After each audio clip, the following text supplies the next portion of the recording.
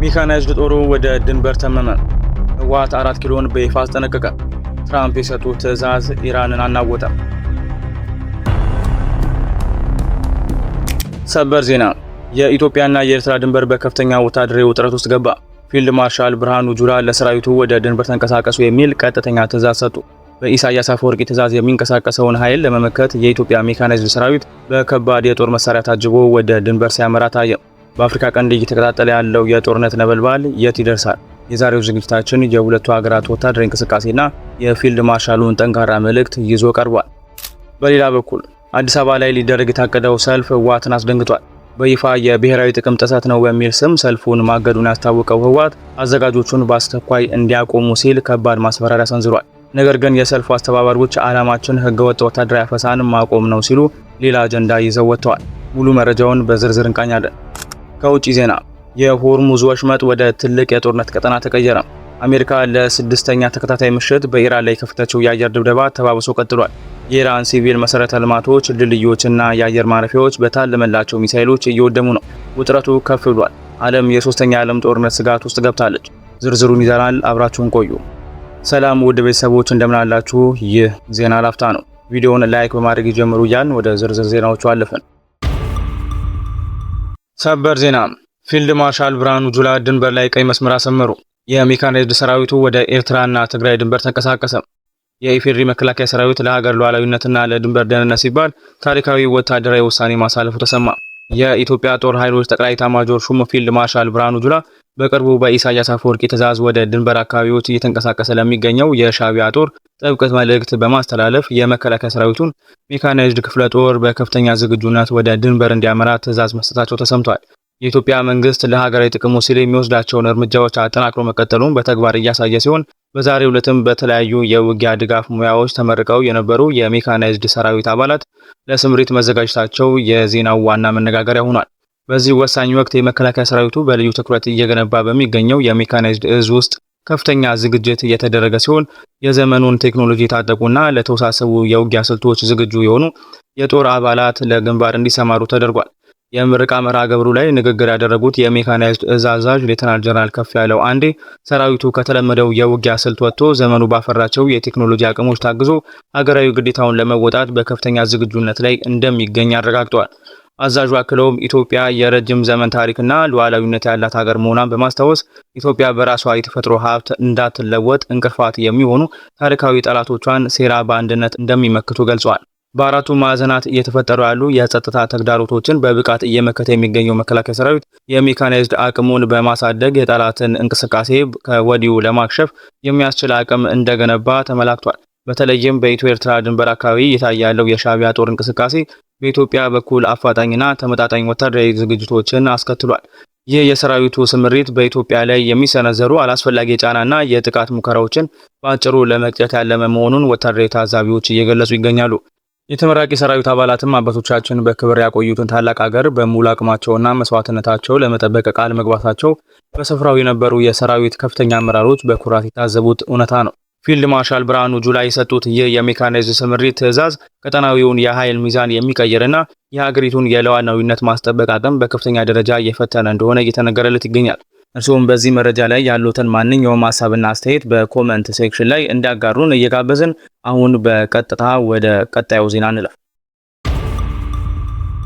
አስቸኳይ መረጃ። በአዲስ አበባ ሊደረግ የታቀደው ሰልፍ ውዝግብ አስነሳ። ህወሓት ከባድ ማስጠንቀቂያ ሰጠ። በመጪው ቅዳሜ በአዲስ አበባ ሊደረግ የታቀደው የትግራይ ተወላጆች ሰልፍ በኢትዮጵያ ፖለቲካ ውስጥ አዲስና አደገኛ ውዝግብ አስነሳ። በጉዳዩ ላይ የሰላ መግለጫ ያወጣው ህወሓት ሰልፉ በክልሉ ህዝብ ብሔራዊ ጥቅምና በፍትሃዊ ትግል ላይ ያነጣጠረ ነው በማለት በጽኑ አውግዞታል። የቡድኑ ኮሚኒኬሽን ቢሮ ባወጣው መግለጫ ሰልፉን የሚያዘጋጁትን አካላት የስርዓቱ ተላላኪ ሲል በመፈረጅ ይህ ድርጊት የብልጽግና መንግስት በህዝቡ ላይ እየፈጸመ ላለውና ሊፈጽም ላሰበው ጄኖሳይድ ድጋፍ የሚሰጥ ነው ሲል ክስ ሰንዝሯል። የሰልፉ አዘጋጆችና ተሳታፊዎች ከዚህ ነውረኛ ድርጊት በአስቸኳይ እንዲቆጠቡ በጥብቅ ያስጠነቀቀው ህወሓት በጉዳዩ ላይ 2 እና 3 ጊዜ እንዲያስቡ ሲል ማስፈራሪያ ያዘል መልእክቱን አስተላልፏል። ይህ የህወሓት መግለጫ የሰልፉን ዓላማ በቀጥታ ከቡድኑ የፖለቲካ አቋም ጋር በማያያዝ ከፍተኛ ተቃውሞን እየገለጸ ይገኛል። ከዚህ ቀደም በአዲስ አበባ ከተማ የተለያዩ የፖለቲካ እንቅስቃሴዎች ሲደረጉ የነበረ ቢሆንም የዘንድሮ የትግራይ ተወላጆች ሰልፍ ግን እንደዚህ አይነት የህወሓት ቀጥተኛ ማስጠንቀቂያ ሲገጥመው ለመጀመሪያ ጊዜ በመሆኑ ጉዳዩ ይበልጥ አደገኛና አነጋጋሪ አድርጎታል። ይሁን እንጂ በሌላ በኩል ሰልፉን በዋና አስተባባሪነት የያዙት ወገኖች ህወሓት እየሰጠ ያለውን መግለጫ ፍጹም መሰረት የለሽ ነው ይላሉ። እንደ አዘጋጆቹ ገለጻ የሰልፉ ዋና ዓላማ የፖለቲካ ድጋፍ ለመስጠት ሳይሆን ህወሓት በትግራይ ክልል እየተካሄደ ያለውን ህገወጥ ወታደራዊ አፈሳ ተግባር በአስቸኳይ እንዲያቆም ድምጽ ለመሆን ነው። ሰልፈኞቹ ወጣቶች በግድ ወደ ጦርነት እንዲገቡ መገደዳቸውና በክልሉ ያለው የሰብአዊ ጥሰት የህዝቡን ትዕግስት እየፈተነ መሆኑን በመግለጽ ይህ ሰልፍ ከፖለቲካዊ ሴራ ይልቅ ለወገን ድምጽ የመሆን ጥሪ ነው ብሏል። በመሆኑም አዲስ አበባ በቅዳሜው ቀን ምን አይነት ገጽታ ይኖራት ይሆን? የህወሓት ማስጠንቀቂያ የሰልፈኞቹን ዓላማ ያደናቅፋል ወይስ ይበልጥ ለሰልፉ መነሳሳት ይፈጥራል የሚለው ጥያቄ የፖለቲካ ተንታኞች እያነጋገረ ይገኛል። የከተማው አስተዳደር ለዚህ ሰልፍ ምን አይነት ምላሽ እንደሚሰጥና በቦታው ላይ የሚኖረው የጸጥታ ሁኔታም በጉጉት የሚጠበቅ ነው። በኢትዮጵያ ፖለቲካ ውስጥ በህወሓትና በተቃዋሚ ወገኖች መካከል ያለው መከፋፈል በዚህ ሰልፍ አማካኝነት ይበልጥ ጎልቶ እየወጣ ሲሆን በቀጣይ ቀናት የሚኖሩ ክስተቶች የሁኔታውን አቅጣጫ የሚወስኑ ይሆናል። ቪዲዮአችንን ላይክ ማድረግ አይርሱ እያልን ወደ ውጪ ዜና አለፈ። የአሜሪካ የቦምብ ናዳ በኢራን ቀጠለ። የሆርሙዝ ወሽመጥ የጦርነት ቀጠና ሆኗል። የመካከለኛው ምስራቅ ውጥረት ወደ አዲስና አደገኛ ምዕራፍ ተሸጋግሯል።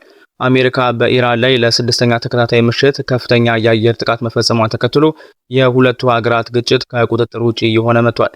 የዋሽንግተን የጦር አውሮፕላኖችና ድሮኖች የኢራንን ወታደራዊ አቅም ለማዳከም በሚል ሰበብ በባንዳር አባስ፣ በቃሽም ደሴትና በቡሼህር የኒኩለር ኃይል ማመንጫ አካባቢዎች ላይ ከፍተኛ ጥቃቶችን አድርሰዋል። በኢራን በኩል እየደረሰ ያለው ጥቃት ወታደራዊ ጣቢያዎችን ብቻ ሳይሆን ድልድዮችን፣ ባቡር ጣቢያዎችና የአየር ማረፊያዎችን ጨምሮ ሲቪል መሰረተ ልማቶችን ያነጣጠረ መሆኑ ተሰምቷል። የአሜሪካ ማዕከላዊ እዝ ሴንትኮም የኢራንን የባህር ዳርቻ መከታተያና የሎጂስቲክስ መሰረተ ልማት ማጥቃቱን ቢያረጋግጥም በዓለም አቀፍ ደረጃ ግን የዚህ ወታደራዊ ዘመቻ ዓላማ ጥያቄ ውስጥ ገብቷል። በተለይም ፕሬዚዳንት ዶናልድ ትራምፕ ቀደም ሲል የሰነዘሩት ኢራን ወደ ድርድር ካልተመለሰች መሰረተ ልማቶቿ ይወድማሉ የሚለው ማስጠንቀቂያ አሁን እየተፈጸመ ባለው ጥቃት እውን እየሆነ መምጣቱ ዓለምን አስደንግጧል። ተንታኞች እንደሚሉት ይህ እርምጃ በጂኦፖለቲካዊ ውጥረት ላይ ነዳጅ እየጨመረ ሲሆን የሲቪል መሰረተ ልማቶችን መምታት ደግሞ እንደ የጦር ወንጀል ሊቆጠር እንደሚችል የተባበሩት መንግስታት ድርጅት አስቀድሞ ማስጠንቀቁ ይታወሳል። ሁኔታው በሆርሙዝ ወሽመጥ የዓለም አቀፍ የነዳጅ አቅርቦትን አደጋ ላይ ጥሎታል። አሜሪካ በኢራን ወደቦች ላይ ጣለችው የባህር ላይ እገዳ እና እየተፈጸመ ያለው የማያባራ የአየር ጥቃት ኢራን በአጸፋው የክልሉን መሰረተ ልማቶች እንደምትመታ በማስፈራራት ስጋቱን አባብሶታል። በሰላማዊ መንገድ መፍትሄ ያገኛል ተብሎ ይጠበቅ የነበረው የኢራንና የአሜሪካ ውዝግብ በአሁኑ ሰዓት ወደ አጠቃላይ የጦርነት ድባብ ተቀይሯል። በቀጣይ ቀናት የሁለቱ ወገኖች ግጭት ወደ ምን ያህል ጥልቀት ይሄዳል? የዓለም ገበያና የነዳጅ ዋጋስ ምን አይነት ቀውስ ይገጥመው ይሆን? ጉዳዩን በቅርበት የምንከታተል ይሆናል። ውድ የዜና ላፍታ ቤተሰቦች የሰዓቱ መረጃዎቻችን ያደመጣችሁትን ይመስል ነበር። ስለተከታተላችሁን እያመሰገንን ቻናላችንን ሰብስክራይብ በማድረግ ቤተሰብ እንድትሆኑ እየጋበዝን በዚሁ ተሰናበትን። ጤና ይስጥልን።